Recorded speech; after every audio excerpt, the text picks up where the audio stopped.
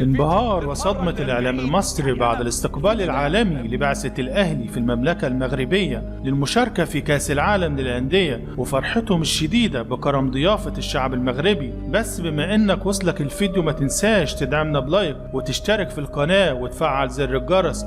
الإعلام المصري حرفيا انبهر وفرح بشدة بكرم ضيافة الشعب المغربي في أكتر من شيء، أبرزهم مثلا إنهم حجزوا تذاكر مباراة الأهلي وأوكلاند سيتي، عشان معروف بكل تأكيد إن جماهير الأهلي مش كتيرة هناك في المغرب، فالجماهير المغربية قامت بدورها وحجزت تذاكر.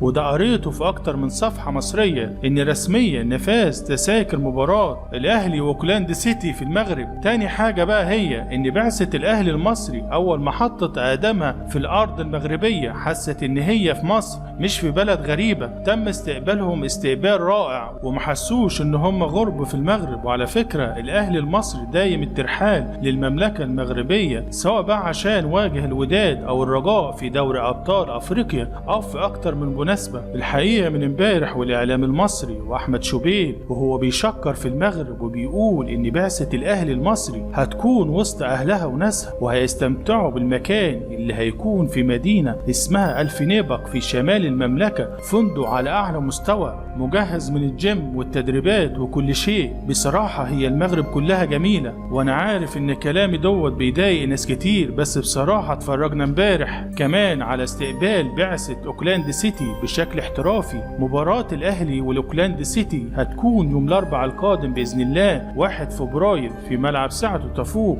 30,000 متفرج، وتم نفاذ كمية التذاكر كلها النهاردة. كل التوفيق باذن الله للاهلي قدام اوكلاند سيتي، واتمنى انكم تكتبوا لي تعليقاتكم، وهل الاهلي هيقدر يتخطى نادي اوكلاند سيتي؟ وبكده نكون وصلنا لنهاية الفيديو. لو وصلت لحدنا ما تنساش تنزل تعمل لايك وتشترك في القناة وتفعل زر الجرس.